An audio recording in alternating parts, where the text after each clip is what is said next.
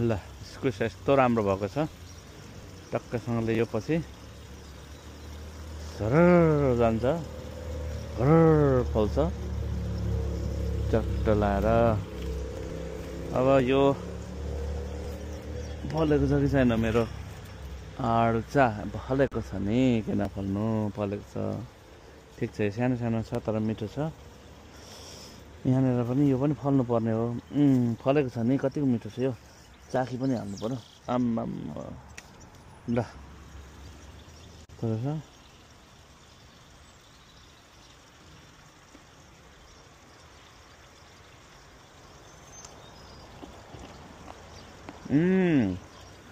nice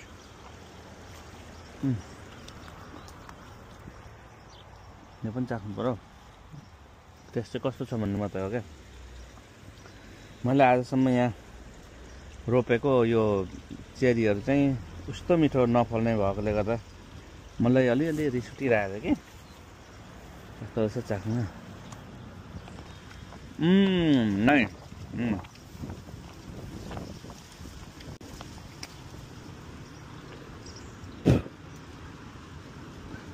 दुईटा बोटमा मिठो फल है चेरी अब यसमा कस्तो छ पाकेको छैन रहेछ यहाँ पाकेपछि चाख्नु पर्यो कस्तो छ दुई बोट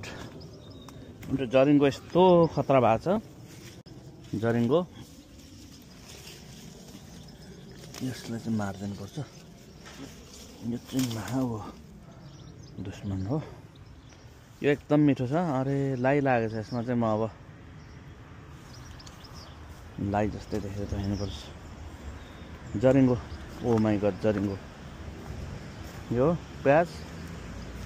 जरिङ्गो ल चेरी हेर्नुहोस् त आम्माम यस्तो फलाएको छ तर यो अलिक त्यति मिठो खालको चाहिँ छैन कि यो चेरी चाहिँ दुःखको कुरा चाहिँ नट सो नाइस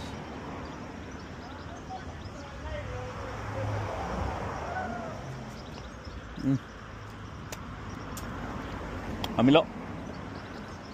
यस्तो राम्रो फल्ने चाहिँ फेरि नमिठो का बाउका यहाँ मैले उता रोपेको थिएँ के पो कुहेर पो गएछ कि क्या हो कुहेछ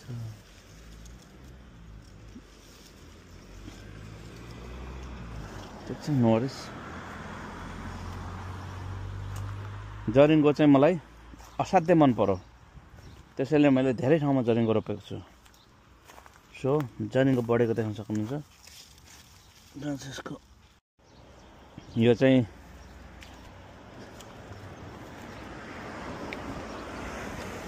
फुलेको निकै पटक भइसक्यो किवी फलेको छैन कसरी फलाउने हो कोही एक्सपर्ट हुनुहुन्छ भने जानकारी दिनु होला यो चाहिँ फुलेको मात्रै छ फुल्छ मात्रै फलेको चाहिँ छैन हेर्नुहोस् यत्रो ठुलो भएपछि अब त फल्नु पर्ने हो मेरो विचारमा जस्तो लाग्छ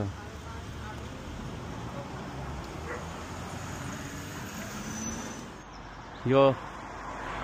बखडा चाहिँ यस्तो धेरै फलेको छ कि प्लम ओ माई गड है यो मिठो पनि छ तर समस्याको कुरा चाहिँ के छ भने यहाँ अब किरा पर्न थाल्छ त्यसलाई हटाउने उपाय पनि कसैसँग छ भने कृपया जानकारी दिनु होला यो चाहिँ ग्रेप्स अङ्गुर यस्तो छ यसलाई पनि गतिलो गरेर फलाउन सकेको छैन यता चाहिँ चुचे करेला धनकुटे करेला है आओ यहाँ पनि फुल्न थाल्यो अब फल्छ केही समयपछि जरिङ्गो अर्को जरिङ्गोको लट खाने बेला भएको छ जरिङ्गो एकदमै फल्छ यो ग्रेप्स तर ठुल्ठुलो चाहिँ बनाउन सकिएको छैन त्यो छ समस्या यहाँ पनि रोपेको छ अनि मैले यो पनि बाँचिरहेको थियो मरेछ आलु भइगयो ग्रेप्स साइली साग सिमसाग यहाँ साग छ यो इस्कुस सरी काँक्रा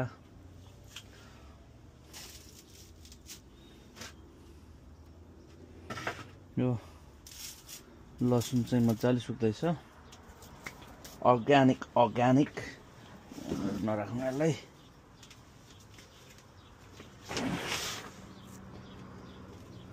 रायोको साग फुल छ यो खानुपर्छ अब त्यसलाई अझै काम गर्नु बाँकी छ सामानहरू छ यो माकुराले खतम यार हेर्नुहोस् यो पियर्स यस्तो फल्याएको छ आम्मामा ल बोटै नोगिरहेको छ अहिले नै यसले कसरी थाम्ने होला पछि लुक त यो दाँते ओखर पनि यत्रो भइसकेको छ मेरो कत्रो बनाउँछु मलाई थाहा छैन